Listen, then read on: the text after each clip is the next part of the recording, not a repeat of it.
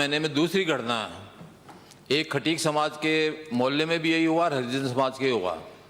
तो दूसरा मेरा प्रश्न है कि ये जो समुदाय विशेष के लोग हैं, ये वन भूमि पे रह रहे हैं, सरकारी जमीन पे कब्जा कर रखा, तो इनको उठाने का कब तक विचार रखती है?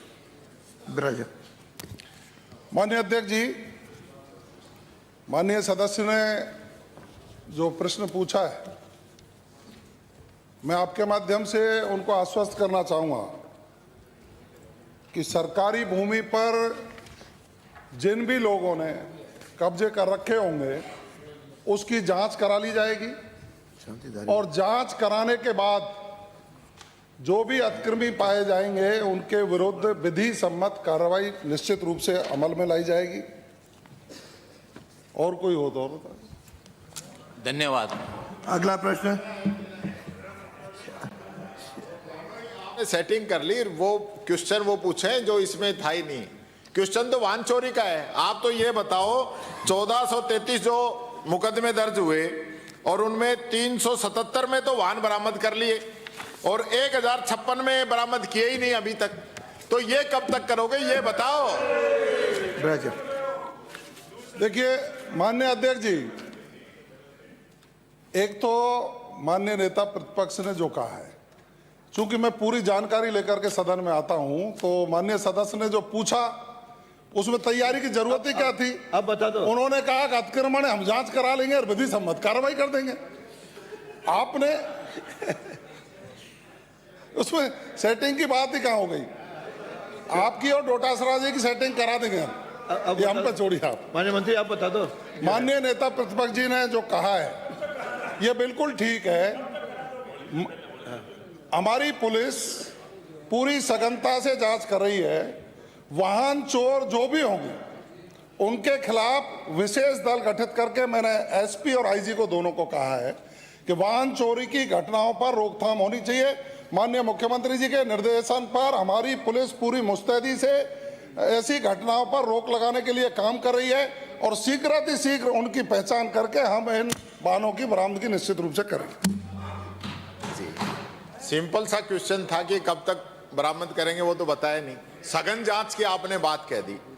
मैं ये सघन जांच पे इस सदन का ध्यान आपके माध्यम से आकर्षित करना चाहूंगा कि जांच के नाम पे बाहर से जो गाड़ी आती है उनके जबरदस्ती चालान काटे जाते हैं। राजस्थान की इमेज खराब होती है, वो चाहे मध्य प्रदेश से आती हो, चाहे गुजरात से आती हो, चाहे दिल्ली से आती हो, चाहे हरियाणा से आती हो।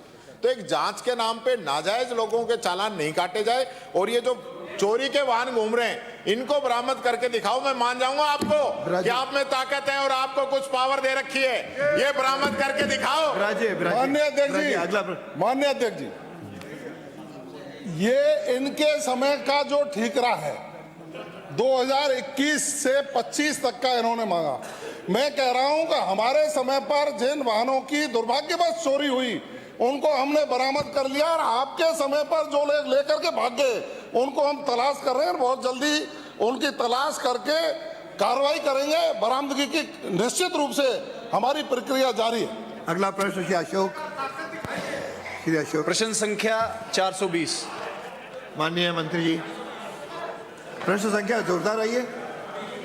प्रश्न संख्या आपको जोरदार मिली है। किसी न किसी को तो मिलनी थी साहब। जी अध्यक्ष महोदय, खंड 1 राज्य बजट 2022-23 की घोषणा संख्या 107 22 फरवरी 2022 अंतर्गत बूंदी जिले में स्थित रामेश्वर महादेव मंदिर आकोड़ा हिंडोली में रोपवे की डीपीआर तैयार करवाई जाने की घोषणा की गई थी।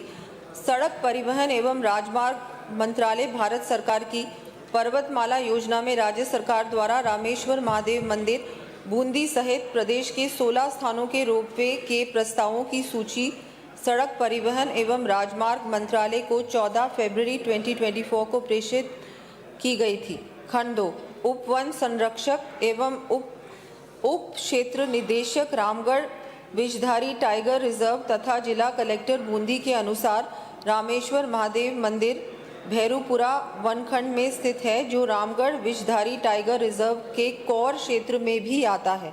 रामेश्वर महादेव मंदिर परिसर टाइगर रिजर्व के कोर क्षेत्र में स्थित होने के कारण यहाँ रोपवे निर्माण से अन्य वन्य जीवों तथा उनके प्राकृतिक आवास पर प्रतिकूल प्रभाव पड़ने से रोपवे के निर्माण संभव नहीं है। माननीय सदस्य। माननीय अध्यक्ष महोदय, आपके माध्यम से मंत्री महोदय से पूछना चाहता हूं।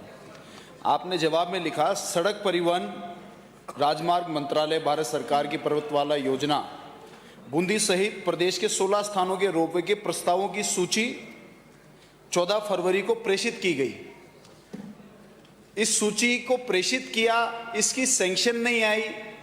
यदि इस रोडवे का पैसा नहीं आया, सैंक्शन नहीं आया, तो फॉरेस्ट डिपार्टमेंट में अप्लाई किसने किया? और जब अगर एप्लीकेशन फॉरेस्ट डिपार्टमेंट से परमिशन की नहीं हुई तो इसका फॉरेस्ट डिपार्टमेंट का जवाब आया कहां से? सैंक्शन ही नहीं है।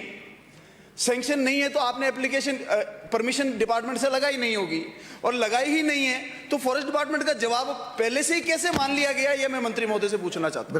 माननीय मंत्री अध्यक्ष जी। महोदय, जो हम लोगों ने 16 रोपवेज की सूची केंद्र को भेजी थी, वहां से उन्होंने अभी प्राथमिकता के अनुसार उन्होंने 4 अभी सैंक्शन किए हैं। आगे दूसरों पे भी विचार किया जाएगा। फॉरेस्ट की जहां बात करते हैं, वहां पर कोर एरिया में तो संभव ही नहीं है कि कोई भी निर्माण हो सके, तो इसलिए फॉरेस्ट का भी हम लोगों ने पैरेलली वो भी कार्य किया कि वहां भी अगर पॉसिबल हो। कई बार क्या होता है कि केंद्र सरकार, जैसे रणथंभौर में भी हम लोग प्रयास कर रहे हैं, वहां पर भी रोपवे की डिमांड है और होना भी चाहिए। वो भी देखा जाएगा आगे, हो सकता है नहीं हो सकता, लेकिन पैरेलली किया है। अच्छा काम है, क्यों नहीं हो? मुझे लगता है प्रयास तो करना चाहिए कि काम हो, अच्छा काम हो। अगर रोपवे हो सकता है, फॉरेस्ट में कोर एरिया में बहुत ही मुश्किल होता है, लेकिन अलाइनमेंट को थोड़ा सा हम देख सकते हैं कि उसको थोड़ा सा परिवर्तित करके अगर हो सके तो प्रयास तो कर ही रहे हैं हम लोग। अगला मंत्री महोदय, पूछे। आपने सदन को जवाब दिया कि पैरेलली आपने फॉरेस्ट के साथ में इसकी परमिशन की कार्रवाई की है। तो कौन सी चिट्ठी किस तारीख को आपके विभाग से फॉरेस्ट विभाग को लिखी गई? वहां पर लैंड जो आइडेंटिफिकेशन हुआ है, क्या वो फॉरेस्ट की लैंड है या रेवेन्यू और मंदिर परिसर के खाते की है? ये दोनों बातें उसमें से अगर जवाब में आया हो या आपने लिखा हो या उनके जवाब में आया हो तो आप सदन में आप हमको बताइए। अध्यक्ष महोदय, ये जो मुझसे मांग रहे हैं, मैं सबसे पहले तो ये है कि कोर एरिया है। अगर कोर एरिया है तो वो किसी के भी खाते में आता है। कोर एरिया में पॉसिबल नहीं है। बाकी अगर उनको डिटेल्स की आवश्यकता है तो मैं उनको डिटेल्स पहुंचा दूं। अध्यक्ष महोदय, बात कोर एरिया की नहीं है, बात लैंड टाइटल की है। वहां से सड़कें भी निकलती है, क्योंकि वो सड़कों का टाइटल पीडब्ल्यूडी ओन्ड सड़कें हैं, केवल परमिशन लेते हैं बनाने की। तो लैंड यहां पर मंदिर परिसर की खाते की है और रेवेन्यू लैंड है। फॉरेस्ट विभाग की जमीन को यूज नहीं किया जा रहा है इस रोपवे के लिए, केवल लगाने की परमिशन चाहिए। उनकी जमीन इस्तेमाल ही नहीं कर रहे हैं। और यदि मैं फिर से पूछ रहा हूं आपको, मेरा सवाल यह था, यदि आपने इसके पैरेलल कोई काम किया है और आपने विभाग ने फॉरेस्ट डिपार्टमेंट से कोई चिट्ठी पत्री करी है, उनका कोई जवाब आया, तो वो सदन के सामने रखें। अध्यक्ष महोदय, मैं फिर से कहना चाहूंगी माननीय सदस्य को कि पूरी जो पत्रावली हुई है उसकी पूरी सूची मैं उन तक पहुंचा दूंगी। एक बार नोटिफाइड कोर एरिया हो जाता है, फिर उसके बाद चाहे वो जमीन किसी की भी हो, चाहे रेवेन्यू की हो, चाहे पीडब्ल्यूडी की हो, चाहे फॉरेस्ट की हो, वहां पर कार्य करना असंभव की तरह होता है, पॉसिबल ही नहीं होता है। कोर एरिया में कहीं भी काम करना, किसी की भी जमीन हो जाए। अगला प्रश्न पुष्पेंद्र सिंह। प्रश्न संख्या 421। माननीय मंत्री जी। माननीय अध्यक्ष महोदय, खंड 1, जी हाँ, विधानसभा क्षेत्र बाली की तहसील देसुरी में उप जिला चिकित्सालय के भवन निर्माण हेतु स्वीकृति संख्या 90/2025/26 दिनांक 22/8/25 के द्वारा राशि रुपये 35 करोड़ की प्रशासनिक एवं वित्तीय स्वीकृति प्राप्त है। प्रति परिशिष्ट अ पर संलग्न है।